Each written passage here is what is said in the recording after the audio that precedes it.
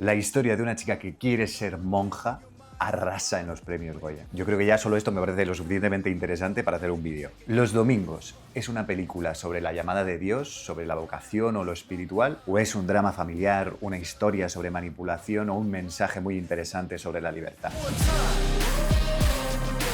Soy Javi, soy periodista y una persona un poco obsesionada sobre la búsqueda de la verdad y el hacerse preguntas. Vengo de una familia cristiana, me han educado en un colegio católico y vengo al fin y al cabo de un entorno muy religioso. Pero en los últimos años he empezado a cuestionarme absolutamente todo en mi vida por esa obsesión que tengo con la búsqueda de la verdad y las preguntas. Y por eso me parece un punto de vista interesante estar entre esos dos mundos para analizar estos temas espirituales y religiosos que parece que ahora están tan de moda. He visto la película Los Domingos porque me ha sorprendido oír hablar mucho de ella en mi entorno. Un entorno que suele ser bastante hostil con todo aquello que viene de algún lugar que no sea su propio lugar, como pasa por otro lado en esta sociedad en general tan polarizada. Me llamó mucho la atención que una película que ha ganado el Goya haya gustado a tantas personas que otros años habían puesto a parir estos premios. Y a la vez me parece curioso que desde el cine español y desde esta cultura se haya hablado de un tema tan controvertido como puede ser una vocación religiosa. Sinceramente, para mí la película no va solo sobre una llamada a la contemplación,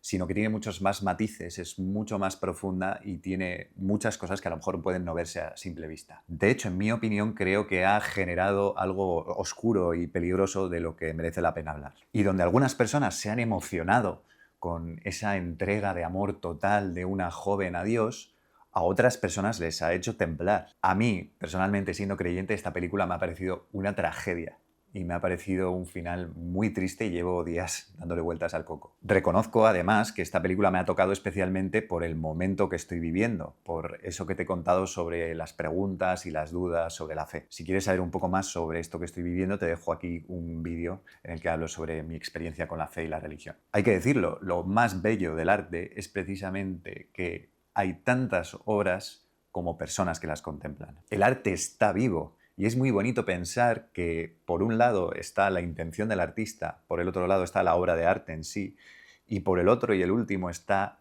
la interpretación que hace la persona que observa la obra. Y cuando hay una película que en mí genera una cosa, en ti genera otra, eso quiere decir que la película está haciendo lo que tiene que hacer.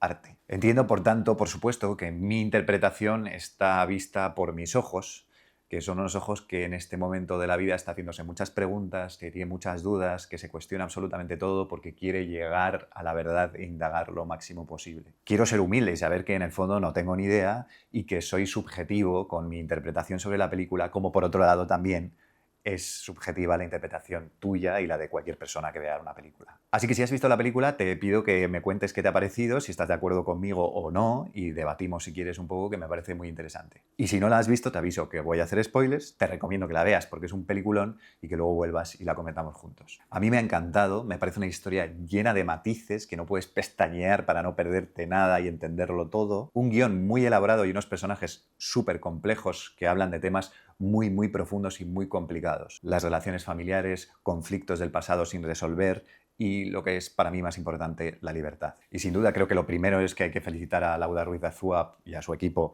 por este excelente trabajo tan profundo que ha transmitido tanto a tantas personas, que ha gustado y que se ha trabajado tanto, que está tan documentado y que ha sido tratado con mucho respeto, cosa que a veces no es tan fácil. La película va de una familia.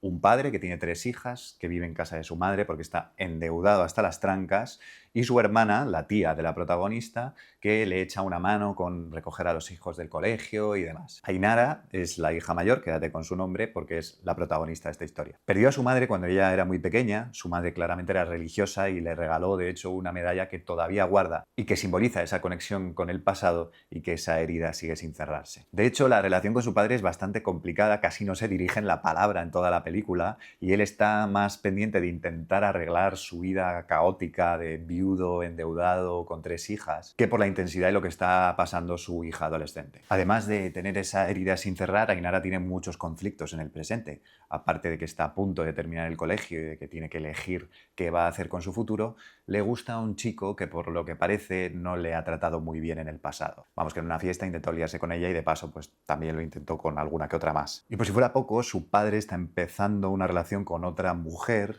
que lo que da la sensación es que a Ainara no le cae bien, no le gusta y le da la sensación de que están sustituyendo a su madre. Una nueva constatación de que existe ese trauma todavía sin resolver, como es lógico. Y además, si tener 17 años no es ya suficiente conflicto, no sé qué hacías tú con 17 años, pero lo que hacía yo no se puede contar aquí. Se enfrenta ahora a lo que va a ser la decisión más importante que ha tomado en su vida, que es qué hacer con su futuro cuando termine el colegio.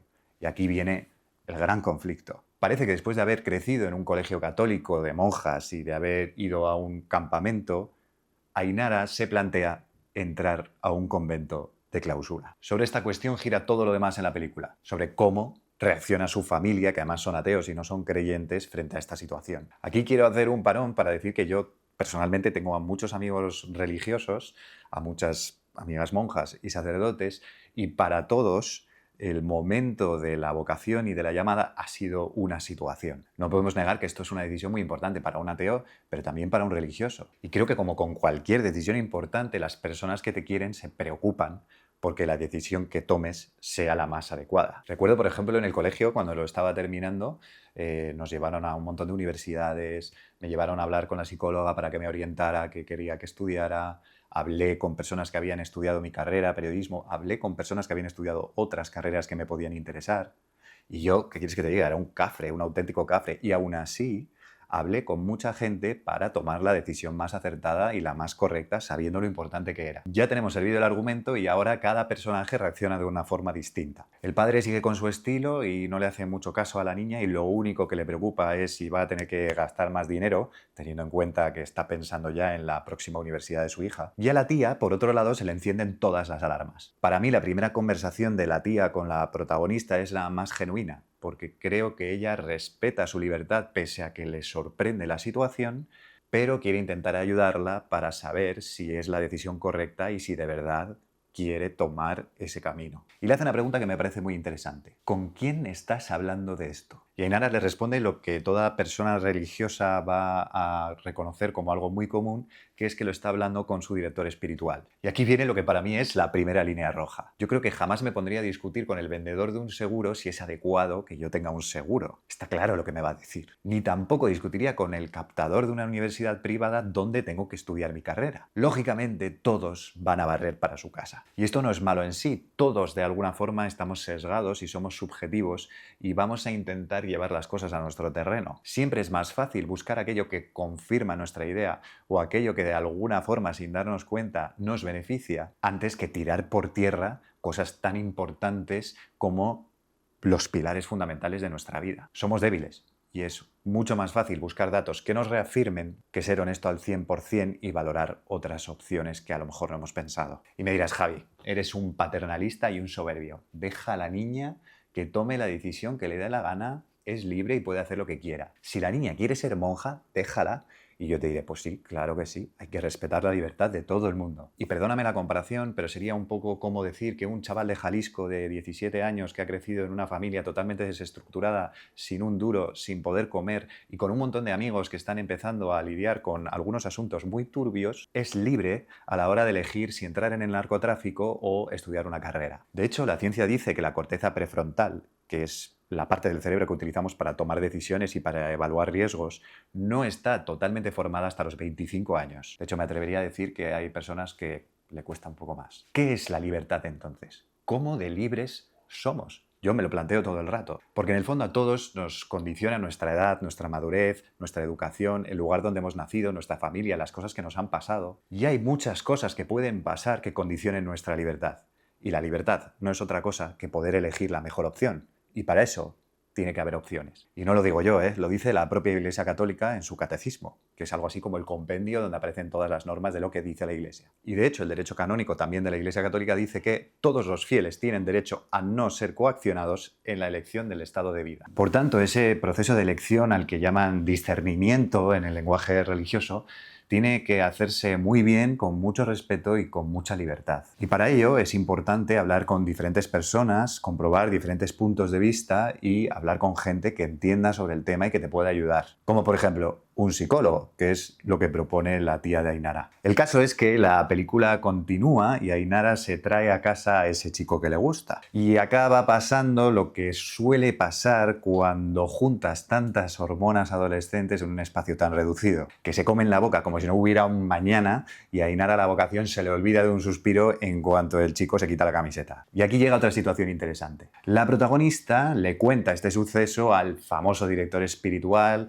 que es un chico joven, simpático y sonriente. Y curiosamente, él no le pregunta si ella está enamorada, si se está imaginando tener una relación con él, sino que le pregunta si el chico le forzó. Y además le dice que Dios a veces pone pruebas a las personas. Esto a mí, personalmente y con mucho respeto, me suena a la segunda línea roja de esta película. Me suena a manipulación.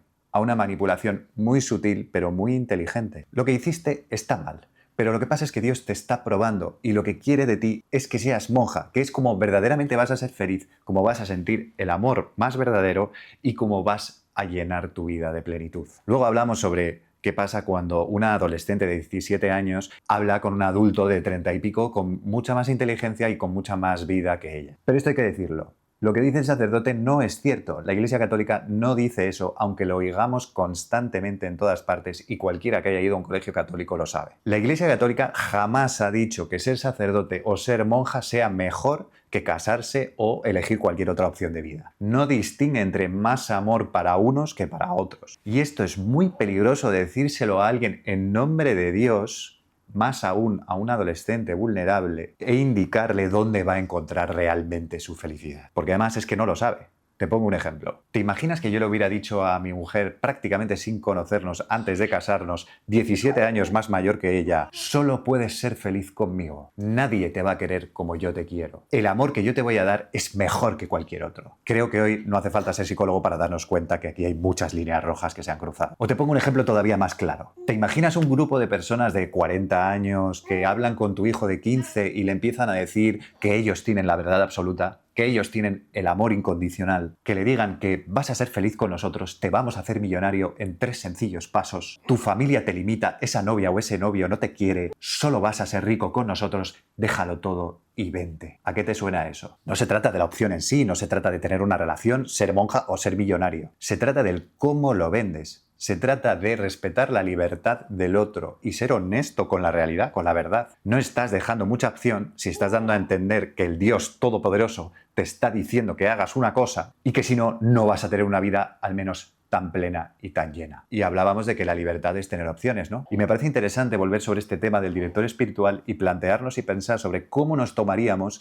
que nuestro hijo o nuestra hija de 13, 14, 15 años hable con un adulto con mucha más guerra, con mucha más experiencia, con mucha más madurez, de 30, 40, 50 años o más, sobre sus mayores intimidades. En cualquier caso, si no te preocupa, desde luego te parecería raro. Y creo que no hace falta indagar mucho para darnos cuenta del poder que le da a un adulto saber absolutamente todas las intimidades de una persona, y más aún si esa persona es un adolescente vulnerable. Te pone en una posición que puede conducir inevitablemente a la manipulación. De hecho, la propia Iglesia Católica es muy estricta y dice que hay que separar siempre el fuero interno del fuero externo, aunque esto luego en la práctica no se haga. Es decir, la persona con la que hablas sobre tus intimidades no debería poder aconsejarte sobre las decisiones que tomes en tu vida exterior, precisamente por el conflicto de intereses que hay. A eso se le llama abuso de poder. Y cuando además justificas esas recomendaciones a tus decisiones con Dios, te otorga una autoridad que no mereces. Y a eso se le llama abuso espiritual. Porque dime, ¿qué creyente no haría caso al mismísimo Dios Todopoderoso? La cosa es que nadie, ni religioso ni no religioso, puede saber lo que Dios quiere. Y las decisiones que uno toma en su vida tienen que ser personales y tienen que ser siempre respetadas con libertad. El caso es que la película continúa y Ainara decide hacer lo que se llama una experiencia. ¿Qué dices tú? El caso es que la película continúa y Ainara decide hacer una... El caso es que la película continúa y Ainara decide hacer lo que se llama una experiencia, que es algo así como unas... Madre mía. Que es algo así como unas prácticas en un convento para ver cómo es la vida religiosa y ver si de verdad te gusta y quieres entrar. Cosa que es curiosa porque Ainara no hace prácticas en la universidad, no hace prácticas probando con un chico a ver si a lo mejor puede querer tener una relación con él. Nadie le incita a ello. Y es curioso porque con esa misma filosofía de la experiencia que proponen las monjas y las religiosas, podría justificarse que esta niña debería poder probar otras opciones para ser más libre y decidir con más razones. Porque otra vez, si no hay opciones, no hay libertad. Y durante esos días que pasa Ainara en el convento haciendo la experiencia, fallece su abuela. Aquí viene para mí lo que es una de las escenas más potentes de toda la película. Cuando termina el funeral, Ainara se pone de rodillas y se pone a suplicar desesperada. Dice un poco de todo, pero sobre todo pide una respuesta, quiere saber qué hacer, ella quiere entregarse. Pero en el cine muchas veces no es tan importante lo que se dice, y en esta película concretamente es mucho más interesante lo que no se dice. Ainara está desesperada por encontrar consuelo. Quiere que le quieran, quiere dejar de sufrir, como por otro lado queremos todos en una situación tan dolorosa como es perder a tu abuela. La directora de verdad consiguió que me moviera del sofá, porque mientras Ainara está llorando, su padre y su tía se la quedan mirando mientras ella suplica y ninguno de los dos se acerca a ella. Y dan ganas de gritarles, por Dios, que alguien la abrace, que alguien le diga que la quiere, que alguien la consuele. Pero no lo hacen. Y esto provoca que Ainara siga rezando, siga suplicando hasta que llega a un punto que de repente empieza a reírse. Y aquí hay dos interpretaciones. Ainara en ese momento le habla a Dios y le confirma que tiene que entrar en el convento, o Ainara ha pecado definitivamente de tanto mendigar amor a esa madre que no tuvo, a ese padre ausente y a ese chico que no termina de hacerle caso. Y llegamos al final y viene lo que para mí es el momento más interesante de toda la película. Como la abuela ha fallecido, el padre de Ainara se ve obligado a vender la casa y su tía, la hermana del padre, está cabreada como una mona y con la sobrina a punto de entrar en el convento. Y hay un momento en el que la tía le dice al padre, casi gritando, «No le has dicho en ningún momento a Ainara, quédate», como diciendo en el fondo, ¿para qué se va a quedar si no parece que quieras que se quede? Si no parece que la quieras. Pero lo más rudo de esta escena es que la tía tampoco le ha dicho a Ainara que se quede. Ainara, en toda la película, nadie, ni su tía, ni su padre, ni su abuela, ni sus amigos, nadie le dice quédate. Si has visto la película, ¿te acuerdas con qué canción empieza? Pues eso. Ainara solo encuentra esa pertenencia y esa necesidad de quedarse y de ser necesitada en el convento de clausura, en la religión, en Dios. Encuentra en la Madre Superiora, que curiosamente se parece bastante a una religiosa bastante conocida, encuentra en ella una figura materna que no había tenido. Encuentra todo lo que no le habían dado fuera en el convento.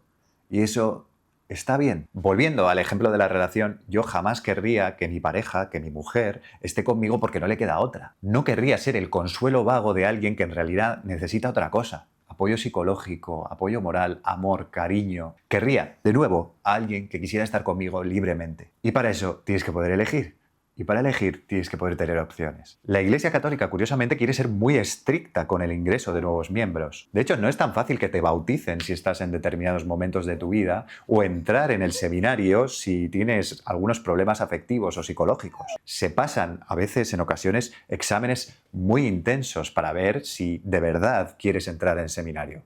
De hecho, por ejemplo, en África hacen pruebas selectivas muy profundas para intentar evitar que las personas entren en el seminario huyendo de la pobreza o de la guerra o de lo que sea. Y quiero pensar que en la época de la Edad Media en la que la gente entraba en la vida religiosa para huir de un matrimonio forzado, para huir de la guerra, para huir de la hambruna, para huir de ser un analfabeto, espero y quiero pensar que esos tiempos ya se quedaron en el pasado y terminaron. Ya no hay tantas guerras ni matrimonios forzados, gracias a Dios, pero es evidente que cada vez hay menos vocaciones y cada vez son más tardías. Y creo que siendo una religión, la católica, la Iglesia Católica y la cristiana, que defiende la libertad, solo faltaba, tendría que ser muy estricta con sus estructuras y con cómo se relaciona con los creyentes y especialmente con los más vulnerables. Creo que la protección de las personas, la protección de las víctimas y la protección de los niños especialmente debería ser una prioridad. Y todos sabemos que no son pocos los casos de abuso de poder, de abuso espiritual y de todos los abusos posibles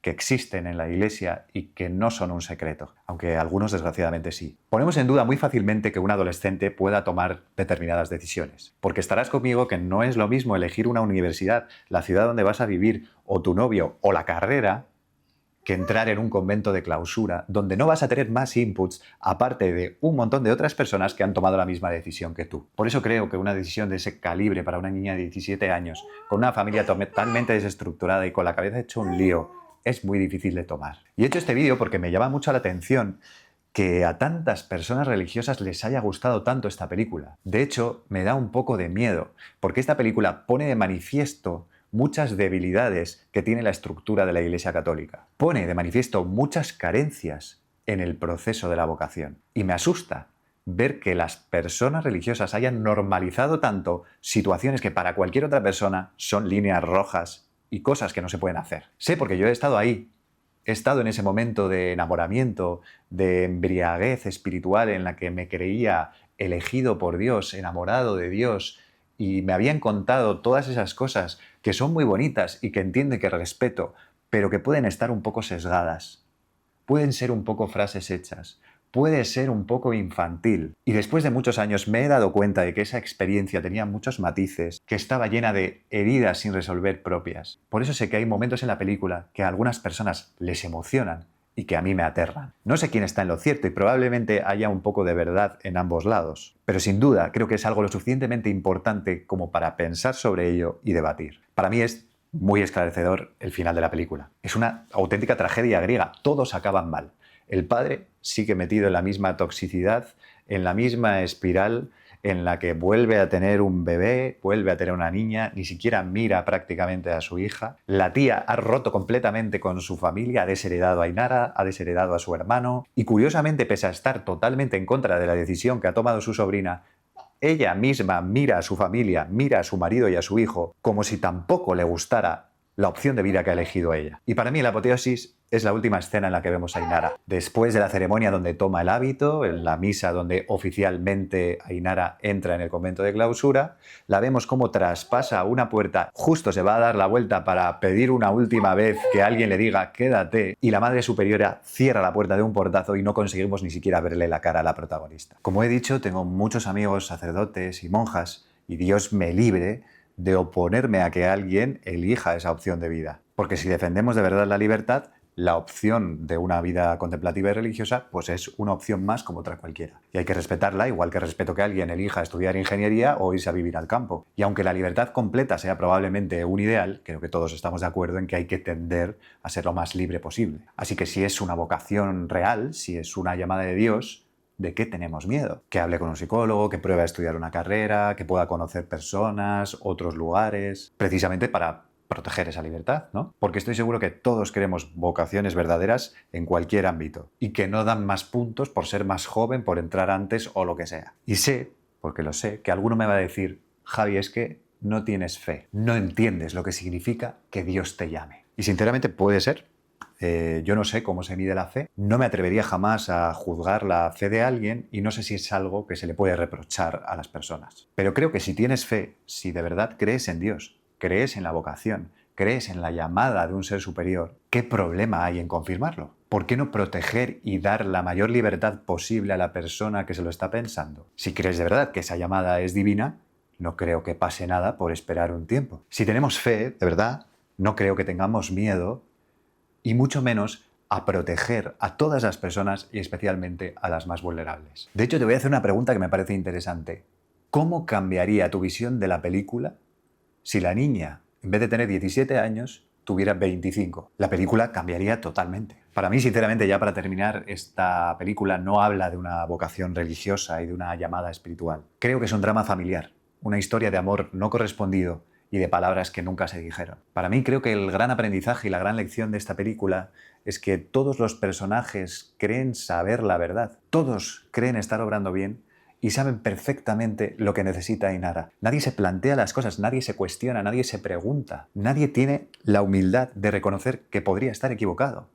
Ni el padre, ni Ainara, ni los religiosos, ni su tía. Todos de alguna forma traicionan la confianza de Ainara, sobrepasan límites que no hay que sobrepasar y no respetan su libertad. Y creo que no hacerse preguntas, no cuestionarse, no darnos cuenta de que no somos Dios, nos lleva a todos a la tragedia. Y estas son las cosas que he estado dándole vueltas al coco durante estos días después de haber visto la película.